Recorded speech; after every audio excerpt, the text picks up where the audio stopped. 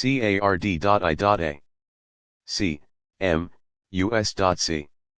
LE. Cardiac muscle is also a striated muscle, but it differs from skeletal muscle in many respects. It is not under voluntary control, it is located in the heart and the beginnings of the great vessels of the heart.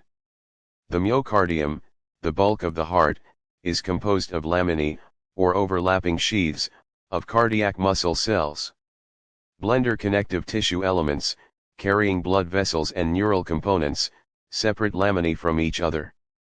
A rich capillary network supplies individual cardiac muscle cells. Cardiac muscle cells are short cylindrical, branching cells about 80 gm in length and 15 gm in diameter with a single, centrally placed nucleus, or occasionally two nuclei. At either end of the nucleus, the cell possesses glycogen deposits and triglycerides. Approximately 50% of the sarcoplasm is occupied by mitochondria that are arranged parallel to the longitudinal axis of the cell interspersed among the myofibrils of the cardiac muscle cell. There is also a copious amount of the oxygen-bearing protein myoglobin. In contrast to skeletal muscle fiber, cardiac muscle cells are able to contract spontaneously and possess an inherent rhythmicity. Modified heart muscle cells, sino-auricular node, atrioventricular node, bundle of His, and Purkinje fibers, discussed in Chapter 11, function as the neural elements of the heart that regulate and coordinate its pumping action. Ventricular muscle cells are larger than atrial muscle cells. Atrial muscle cells possess atrial granules that contain atrial natriuretic factor and brain natriuretic factor, diuretic substances that inhibit the release of aldosterone by the adrenal cortex and inhibit the release of renin by the juxtaglomerular cells of the kidney, decreasing the ability of the kidney to conserve sodium and water, and decreasing blood pressure. The muscle cells of the heart display fluted ends that interdigitate with each other as they line up end to end and form specialized interdigitating junctions, known as intercalated discs. Each intercalated disc has a lateral portion that is well endowed with gap junctions, a transverse portion that has abundant desmosomes and fasciae adherents. Thin myofilaments are attached via tiactinin and vinculin to the fasciae adherents, which acts as if it were a Z-disc. Cap junctions facilitate the passage of information between cardiac muscle cells, coordinating the process of contraction in such a fashion that the ventricles twist on themselves so that the blood is pumped efficiently out of the ventricles and into the aorta and pulmonary trunk. Similar to skeletal muscle fibers, cardiac muscle cells exhibit alternating A and I banding, and the sarcomere arrangements of the two types of striated muscle are identical to each other. The Huxley sliding filament theory applies to cardiac muscle as well. There are differences, however. The T-tubules have a wider diameter, a little more than twice that of skeletal muscle, and they are lined by a negatively charged external lamina that stores calcium ions by loosely binding them. Instead of being positioned at the junction of the I and A bands, in cardiac muscle the T-tubules are located at the Z-disc of the sarcomere. The sarcoplasmic reticulum of cardiac muscle cells is less abundant and consequently is unable to sequester enough Ca ions to initiate contraction. Additionally, instead of having dilated cisternae that are placed on either side of a T-tubule to form triads, only one sarcoplasmic reticulum profile adjoins a T-tubule located at each Z-disc, forming dyads. The sarcolemma of cardiac muscle cells possesses fast sodium channels of skeletal muscle cells, and slow sodium channels, calcium-sodium channels, that remain open for several tenths of a second. During depolarization, the slow sodium channels of the T-tubules open, and calcium and sodium ions enter the sarcoplasm in the vicinity of the sarcoplasmic reticulum. Ca ions open the calcium release channels of the sarcoplasmic reticulum, and even more calcium enters the sarcoplasm. Muscle contraction is initiated in a fashion that is similar to contraction in skeletal muscle. The contraction lasts longer than in a skeletal muscle cell because K cannot readily leave the cardiac muscle cell, retarding the repolarization of the sarcolemma. Myocardial infarction refers to damage to the cardiac muscle caused by the lack of blood flow to the affected area. The stoppage of blood flow may be due to an atherosclerotic coronary artery that was completely occluded or a dislodged thrombus that lodged in a vessel whose lumen was small enough to be blocked by the clot. The damage is reversible if blood flow resumes within 20 minutes. After that time, the injury is irreversible and the cardiac muscle cells that are not being perfused die. Dead cardiac muscle cells release cardiocyte-specific troponin I, cardiocyte-specific TNL, a marker that is characteristic of myocardial infarction, within 3 to 10 hours after the injury, and the TNL remains in circulation for approximately 2 to 3 weeks. A less specific marker that is indicative of dead cardiac muscle cells is the presence of creatine kinase and creatine kinase MB isozyme in the patient's bloodstream. Artificial pacemakers. When an individual's slow arrhythmia cannot be controlled by medications, an artificial pacemaker is implanted. Pacemakers are electronic devices that are placed just under the skin below the clavicle and are connected to a wire that is threaded via the venous system into the right atrium and right ventricle. Depending on the type of pacemaker used, it may continuously control the rate of heartbeat, or it may act on demand and control the heart rate when the biologic pacemakers are not functioning properly. Still, other pacemakers can adjust the heart rate depending on the activity of the individual. The batteries of pacemakers last for about 15 years, and battery replacement is a simple process. Implanting a pacemaker may be done on an outpatient basis. The entire procedure lasts 1 to 2 hours or less. Smooth muscle has neither striations nor T-tubules.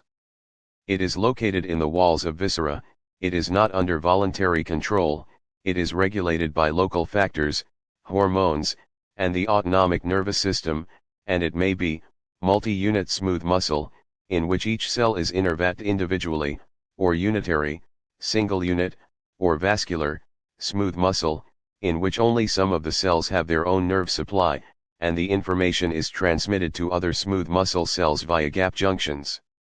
Smooth muscle cells not only function in contraction, but they also synthesize extracellular matrix macromolecules. Light microscopy of smooth muscle fibers. Smooth muscle fibers are short, elongated, fusiform cells that are generally 200 gm or less in length with an average diameter of 5 to 6 gm. The single, oval nucleus is located in the center of the cell from a longitudinal perspective, but is eccentric from the perspective of the cell's diameter. During contraction, the entire cell twists on itself, and the nucleus resembles a corkscrew, Fig 8.11. Smooth muscle cells have an external lamina, but the lamina is absent at the sites of gap junctions. Reticular fibers are enmeshed within the substance of the external lamina, and they harness the contractile forces. Using special stains, such as iron hematoxylin, reveals the slender longitudinal striations that represent aggregates of myofilaments. Additionally, dense bodies that act as Z-discs are located intracellularly and along the cytoplasmic aspect of the sarcolemma. Smooth muscle cells usually aggregate in a sheet arranged so that individual muscle cells are packed tightly and their tapered ends fit in almost precisely among the wider regions of their neighbors. Electron microscopy of smooth muscle. The sarcoplasm of smooth muscle cells at each pole of the nucleus houses mitochondria, sarcoplasmic reticulum, Golgi apparatus, and glycogen deposits. Myofilaments are also present, although they are not associated in the paracrystalline configuration as in striated muscle. The thin filaments are similar to those of striated muscle, however, instead of troponin, called esmon, a protein that masks the active site of C-actin, is associated with the thin filament. The thick filaments are composed of myosin II molecules, but instead of being lined up head to tail, the myosin heads protrude along the entire length of the thick filament. This arrangement allows contractions to occur for a longer time than in striated muscle, and the all or none law does not apply. It is possible for only a portion of the smooth muscle cell to contract. Intermediate filaments vimentin and desmin in unitary smooth muscle and desmin only in multi-unit smooth muscle harness contractile forces generated by the myofilaments. Intermediate filaments and thin filaments are anchored into the dense bodies, structures composed of tiactinin and additional Z-disc associated molecules, that are located abutting the sarcolemma and interspersed within the sarcoplasm. Dense bodies form an interconnected complex that is responsible for the twisting of the smooth muscle cell on itself during contraction.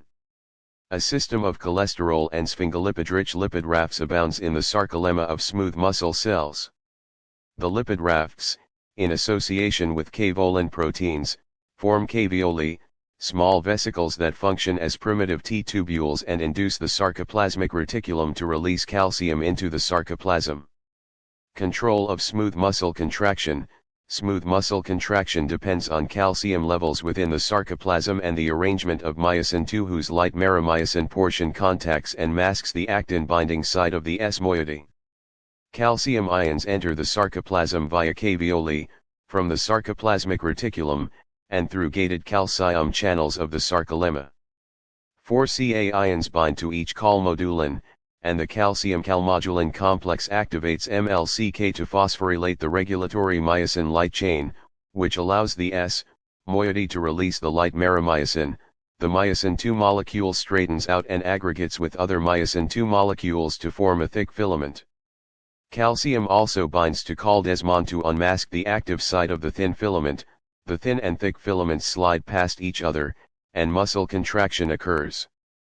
Because in smooth muscle ATP hydrolysis occurs slowly, contraction is prolonged and uses less energy. When calcium is removed from the sarcoplasm, the calmodulin is no longer active, and MLCK also becomes inactive. The enzyme myosin phosphatase dephosphorylates the myosin light chain, myosin II folds on itself, and the thick myofilament becomes disassembled. Lyomyoma.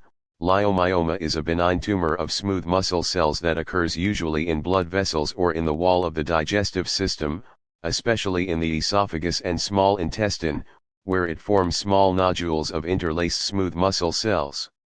Lyomyomas of the gastrointestinal tract usually affect adults 30 to 60 years old and are of no major concern, unless they are painful or grow to be large enough to cause inability to swallow, obstruction of the lumen of the gastrointestinal tract, or intestinal strangulation. They usually can be treated by electrocautery or, if necessary, by surgical excision. Lyomyosarcoma. Lyomyosarcoma is an infrequent malignant tumor of smooth muscle cells that occurs in the walls of blood vessels. They are usually larger and not nearly as hard as lyomyomas, and may display necrotic and hemorrhagic regions. The smooth muscle cells are actively undergoing mitosis and form numerous fascicles. In most cases, the tumor spreads. Metastasis may occur 10 to 15 years on the excision of the primary tumor, and prognosis for long-term survival of Lyomyosarcoma patients is unfavorable.